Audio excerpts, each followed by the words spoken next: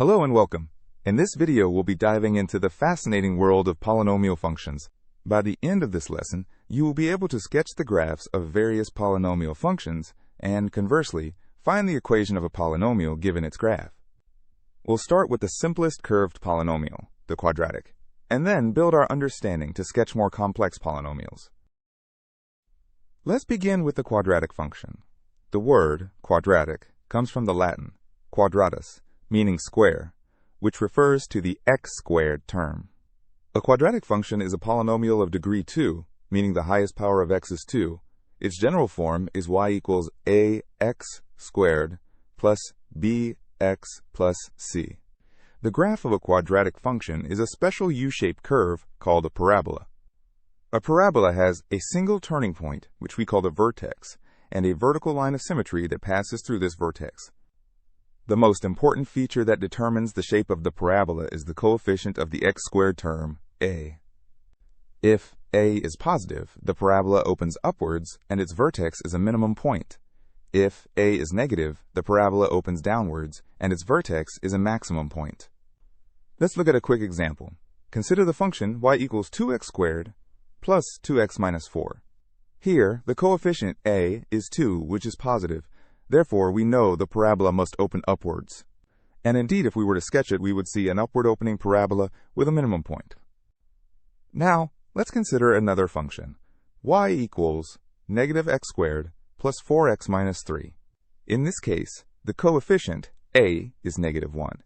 Since a is negative, the parabola must open downwards. And as expected, its graph is a downward opening parabola with a maximum point. So, the sign of the leading coefficient is a powerful tool for quickly understanding the basic shape of a quadratic. Now, let's extend this idea to other polynomial functions. The degree of a polynomial, n, tells us a lot about its general shape. For any polynomial of degree, n, the graph will have at most n minus 1 turning points. A turning point is where the graph changes from increasing to decreasing, or vice versa. It will also have at most n x-intercepts, which are the points where the graph crosses or touches the x-axis. Let's look at the basic shapes for different degrees. For n equals 2, a quadratic, we have at most 1 turning point and at most 2 x-intercepts. We've already seen this with our parabolas. For n equals 3, a cubic, we have at most 2 turning points and at most 3 x-intercepts. The basic shape of y equals x cubed is an S-curve. For n equals 4, a quartic, we have at most 3 turning points and at most 4 x-intercepts. The basic shape of y equals x to the 4th is a W-curve.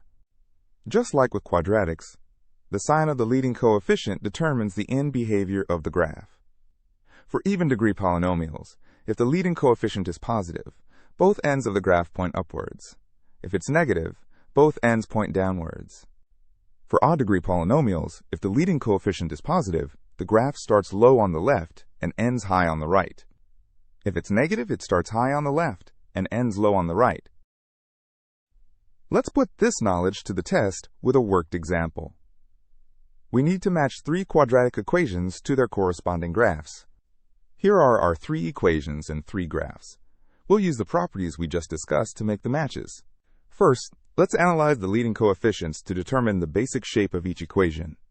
For equation A, the leading coefficient is 3, which is positive. This means its graph must be an upward opening parabola. For equation B, the leading coefficient is negative 2. This means its graph must be a downward opening parabola. And for equation C, the leading coefficient is negative 1. This also means its graph must be a downward opening parabola. Now let's look at the graphs. Graph B is the only one that opens upwards. Therefore, we can confidently say that graph B corresponds to equation A. So, we've matched our first pair. Now we need to distinguish between graphs A and C, both of which open downwards. To do this, we'll use another key feature, the y-intercept. The y-intercept is the point where the graph crosses the y-axis. This happens when x equals 0. A great shortcut is that the y-intercept of any polynomial is simply its constant term. This is because when you substitute x equals 0, all terms with x become 0, leaving only the constant. Let's find the y-intercepts for equations. b, and c. For b, the constant term is 0, so the y-intercept is 0. For c, the constant term is 2, so the y-intercept is 2. Now let's look at graphs A and C. Graph A crosses the y-axis at a positive value, while graph C crosses at the origin, which is y equals 0. Since graph A has a positive y-intercept, it must correspond to equation C. And since graph C has a y-intercept of 0, it must correspond to equation B. And there we have it. By analyzing the leading coefficient and the y-intercept, we've successfully matched all three equations to their graphs. This shows how powerful these two simple properties are. Another crucial piece of information for sketching polynomials is the location of their x-intercepts. These are the points where the graph crosses or touches the x-axis. At these points, the y-value is 0. For this reason, x-intercepts are also called the zeros, or roots of the polynomial.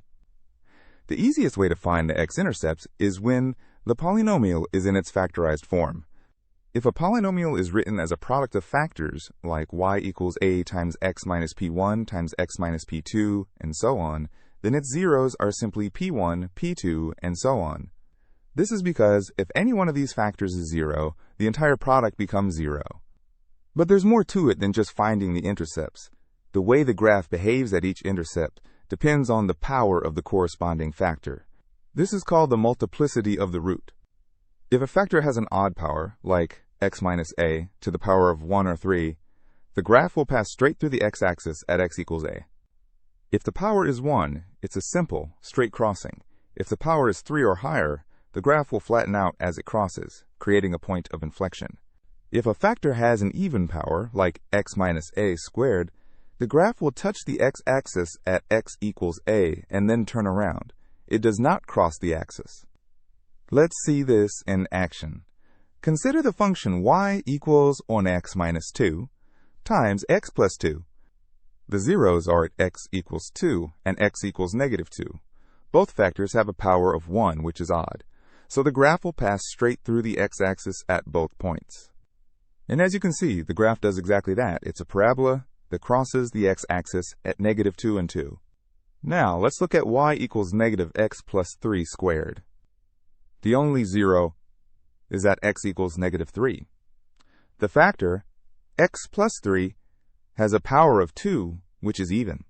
This means the graph will touch the x-axis at negative 3 and turn around. And that's what we see.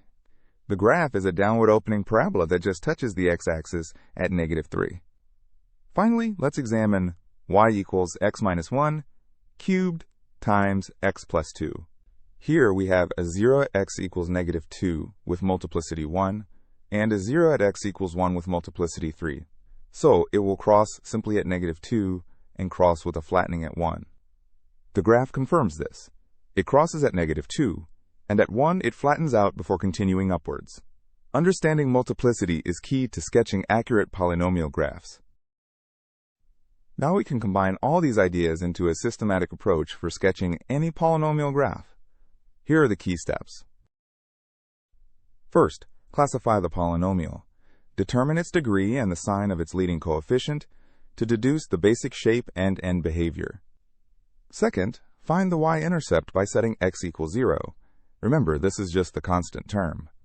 Third, write the polynomial in factorized form. This is often the most challenging step, but it's essential for the next part. Fourth, find the x-intercepts by setting y equals 0 and solving the factorized equation. Fifth, decide on the shape of the curve at each x-intercept. Use the multiplicity of each root to determine if the graph crosses, touches, or flattens as it crosses. Finally, connect all this information with a smooth curve.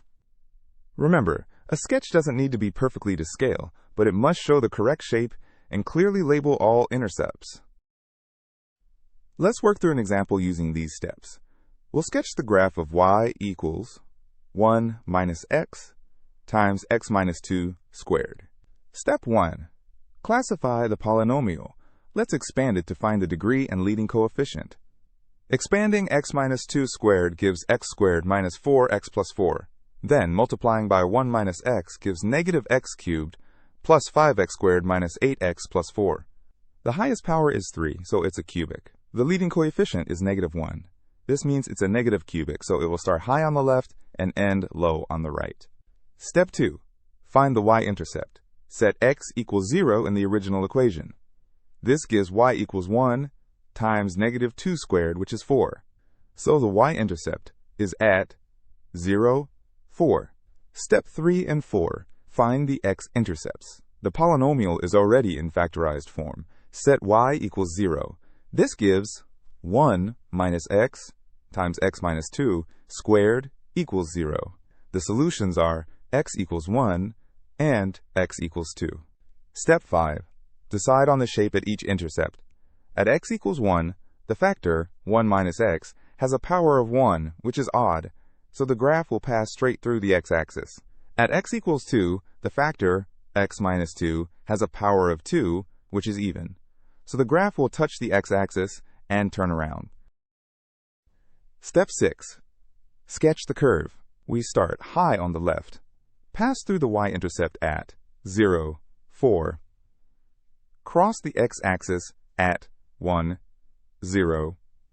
Go down to a local minimum. Touch the x-axis at 2, 0, and then continue downwards. This matches our expected shape for a negative cubic. Now let's reverse the process. What if we are given a graph and need to find a possible equation for it? The process is very similar. First, use the shape and position of the x-intercepts to write down the factors of the polynomial. Second, use any other point on the graph to find the lead coefficient, k. Let's look at a worked example. We need to find a possible equation for this graph. First, let's identify the x-intercepts and their multiplicities. The graph crosses the x-axis at x equals 2 and x equals 3. These are simple crossings, so they correspond to factors with multiplicity 1. The graph touches the x-axis at x equals negative 1. This is a touch and turn, so it corresponds to a factor with an even multiplicity. The simplest even multiplicity is 2. So our polynomial must have the form y equals k times x plus 1 squared times x minus 2 times x minus 3. The for lead k is our unknown lead coefficient.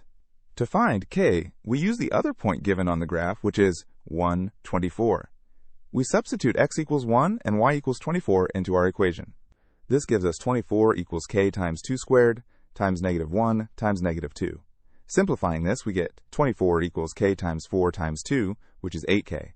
Dividing by 8, we find that k equals 3. Now we can write the final equation. It is y equals 3 times x plus 1 squared times x minus 2 times x minus 3. This process allows us to translate the visual information of a graph into a precise algebraic equation. It's a powerful connection between algebra and geometry. Let's do one more example of finding an equation from a graph, this time with a cubic function. Here's our graph. Let's follow the same steps. First, identify the x-intercepts and their multiplicities. The graph crosses the x-axis at x equals negative 2, x equals 0, and x equals 3. All three are simple crossings, so they each correspond to a factor with multiplicity 1. So our polynomial must have the form y equals k times x plus 2 times x minus 3. Next, we use the other point on the graph, 1 minus 36, to find k. We substitute x equals 1 and y equals negative 36 into our equation. This gives us negative 36 equals k times 1 times 3 times negative 2. Simplifying, we get negative 36 equals negative 6k. Dividing by negative 6, we find that k equals 6. Therefore, the equation for this graph is y equals 6x times x plus 2 times x minus 3. Notice that the graph starts low and ends high, which is consistent with a positive cubic. Our value of k equals 6 confirms this. Let's recap what we've learned today. We've explored the key features of polynomial graphs. We saw that the degree and leading coefficient determine the basic shape and end behavior. The y-intercept is the constant term. The x-intercepts, or zeros, are found from the factorized form, and the multiplicity of each root tells us how the graph behaves at that intercept. We also learned a systematic 6-step process for sketching polynomial graphs and a 2-step process for finding an equation from a graph. These skills are fundamental for understanding the behavior of functions and are essential for further study in mathematics. To solidify your understanding, here are 5 practice questions. I encourage you to pause the video and try them on your own. Question 1. Sketch the graph of y equals -2 times x plus 1 times x minus 3 squared. Question 2. Find a possible equation for the graph shown which has x-intercepts at -2, 1, and 3 and passes through the point 0, 12. Question 3. Match the equation y equals -x squared plus 2x plus 3 to its graph. Question 4. Find a possible equation for the graph shown which touches the x-axis at x equals 1 and x equals 3 and passes through the y-intercept at 0, 18. Question 5. Sketch the graph of y equals x cubed minus 4x squared plus 4x. Welcome back. Let's go through the answers to the practice questions. Here are the solutions. For question 1, the graph is a negative cubic that crosses at -1 and touches at 3.